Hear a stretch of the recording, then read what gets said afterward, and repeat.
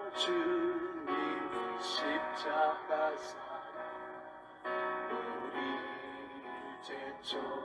제촉하시네.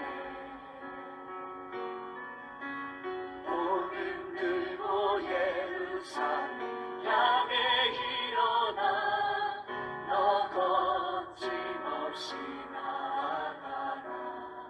영원한 주님의 마태복음 2장에 대해서 몇 가지 말씀을 드리겠습니다. 첫째는 마태복음 1장의 2장 1절에 보면 헤롯 왕 때에 예수께서 유대 베들레헴에서 나시매 보라 동방에서부터 온 박사들이 예루살렘에 이르러 말하되 유대인의 왕으로 나신 이가 어디 계시뇨? 라고 물었습니다. 자, 이 동방에서 온 박사들은 별을 보고 관찰하는 그런 박사들이었는데 그들은 이방 나라의 유대인들이 볼 때는 이방 나라의 사람들이죠. 그런데 신기하게도 뭐 특이한 별을 발견했다, 뭐 이렇게 이야기하면 말이 되는데 특이한 별이 아니고 유대인의 왕으로 태어나신 이가 어디 계시뇨라고 하니까 상당히 이들이 이 별을 관찰하는데 정확하게 관찰하는 사람인 것을 알 수 있습니다. 자, 그래서 이 유대인의 왕으로 태어나신 이가 어디 계시뇨라고 헤롯 왕궁이 있는 예루살렘에 와서 말을 하니까 아니 헤롯 왕과 거기에 있는 사람들이 난리가 난 거죠. 자, 왜 그럴까요? 이 헤롯, 그 당시에 예수님이 태어날 당시에 왕을 헤롯 대왕이라고 하는데 그 사람 아버지가 헤롯 안티파트입니다. 그가 그 사해 바다의 남쪽에 있는 이두메라는 지역의 출신입니다. 이 이두메 족속들은 그 야곱의 형 에서 있죠. 에서의 후손들입니다. 그러니까 유대인들은 그들을 이방인으로 보는 거죠. 그러니까 이 안티파트, 헤롯 안티파트가 사업을 하고 장사를 해가지고 굉장히 부를 축적을 많이 해가지고 로마의 장군이었던 옥타비아누스라는 이 장군에게 많은 물질적인 도움을 줬어요. 그러니까 그가 이제 로마의 황제가 되니까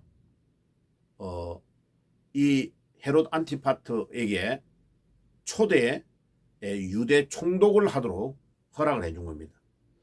그러니까 자연스럽게 이제 로마가 점령을 오랫동안 하니까 그 유대 지역의 왕이 이제 그 가문에서 계속 헤롯 안티파트의 아들이 이제 왕이 된 거죠.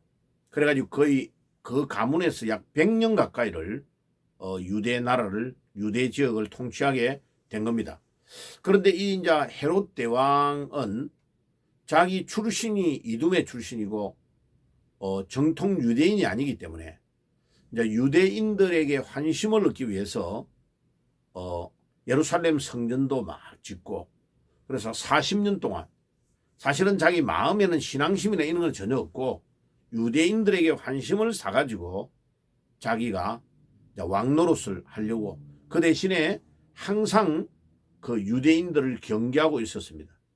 그래 그의 부인이 헤롯 대왕의 부인이 유대인 여자인데 이 유대인 여자를 통하여 낳은 아들까지 또 유대인 부인까지 다 죽였습니다. 그러니까 유대인들이 언제든지 반란을 일으켜서 자기 왕위를 찬탈할 수 있다고 생각한 겁니다. 그러니까 굉장히 그 예민하고 유대인들이 왕이 태어났다고 하니까 이거는 뭐 이 의심하는 거기에다가 그냥 불을 붙여버리는 행위가 된 겁니다.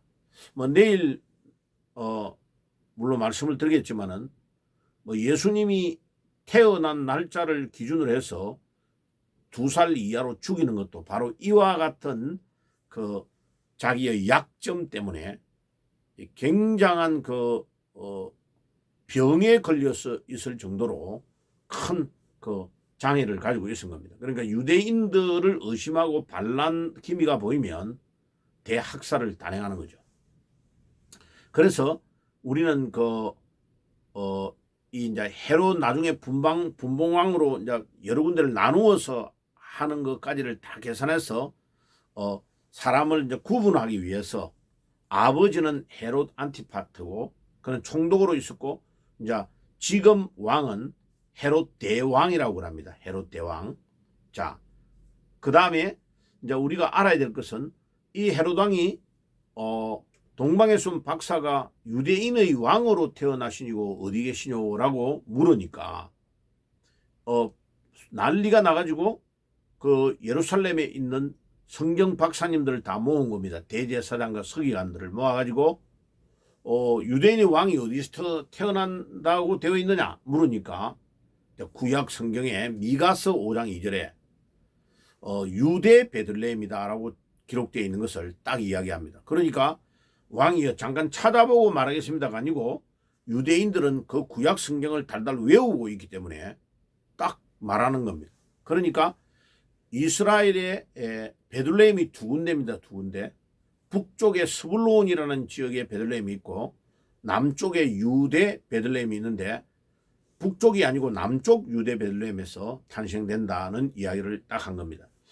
자, 그러면 우리가 여기에서 이제 교훈을 얻어야 될 것은 2000년 전에 헤롯 대왕, 그 다음에 동방 박사, 그 다음에 예루살렘에 있었던 대제사장과 서기관, 이 세 그룹의 사람을 우리가 비교해 보면 동방에서 온 박사들은 천체를 잘 연구해 가지고 별을 보고 따라와 가지고 예수님이 탄생한 거, 아기 예수가 탄생한 것을 알고 물어서 유대 베들레헴까지 가가지고 말구육간에 있는 아기 예수께 경배하고 절을 합니다. 내일 이제 물론 말씀을 드리겠지만은, 그런데 예루살렘에 있는 왕궁에 있는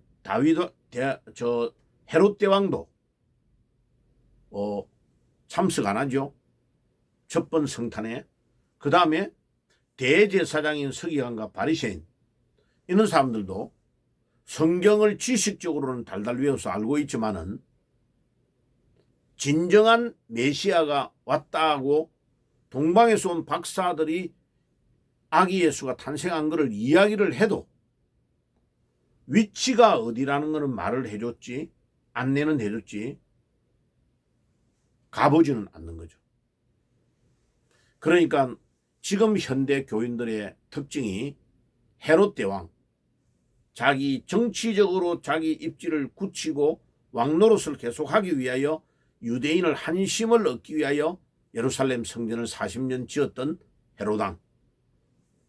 그러니까 아무런 의미가 없이 자기의 직장과 자기의 그 정치적인 세력을 확대하기 위해서 지금 현대 국회에 60~70%가 기독교인이라고 하는데 하나도 기독교의 그 냄새가 풍겨나지 않는 그런 정치인들, 그 다음에 대제사장과 서기관들은 성경을 연구해가지고 밥 먹고 사는 사람들인데 아기 예수가 정작 탄생되었는데 거기에 참여해서 첫 번 성탄에 참여하지를 않는 것, 이것을 보면 지금 현대 교인들도 바로 그렇게 믿고 있지 않을까? 지금도 2000년이 지난 지금 만약 아기 예수가 말구육관에서 탄생한다면 우리가 시골 두메 산골에 찾아 내려가서 경배하고 절할까? 안 할 거라고 생각돼요. 그러니까 2000년 전이나 지금이나 별 다를 바가 없다. 그래, 가짜 종교 지도자들은 밥 먹고 살지, 예수님 이름으로 밥 먹고는 살지만은 실제로는 희생의 대가를 지불하고 찾아가지 않는다. 그리고 오히려 동방에서 온 박사들은 끝까지 추적해가지고 찾아가서 경배했다. 그러면 우리는 정말 어느 쪽에 서 있는 사람일까? 우리 자신을 한번 점검해 봐야 되겠습니다. 자, 기도하겠습니다. 하나님 우리 아버지 감사합니다. 오늘도 마태복음 2장에 있는 첫 번 성탄에 참여한 자들의 세 종류의 부류를 우리가 생각했습니다. 동방에서 온 박사들, 또 헤롯 왕궁에 있는 헤롯 대왕, 그 다음에 성경을 지식적으로는 알고 있지만은 그 첫 번 성탄에 참여하지 않았던 대제사장과 서기관들, 우리가 어떤 입장에 서 있는지 우리 자신을 점검하고 하나님 앞에 우리 스스로를 바로 세우는 계기가 될 수 있도록 인도해 주옵소서. 예수님의 이름으로 기도드리옵나이다. 아멘. 지금은 우리 주 예수 그리스도의 은혜와 하나님 우리 아버지의 사랑하심과 성령의 교통하심이 2000년 전에 아기 예수가 탄생했을 때, 유대인의 왕으로 오신 이가 탄생했을 때에 동방박사 헤롯 대왕, 예루살렘에 있었던 서기관과 바리새인들, 대제사장들, 어떤 그룹에 우리가 서 있는지를 우리 자신을 점검하고 하나님 앞에 바르게 믿음으로 살기를 소원하는 모든 주의 백성들 머리 위에 지금부터 영원까지 항상 함께 계실지어다. 아멘. 영원한 주님 십자가 사랑 우리 죄 좀 하시네.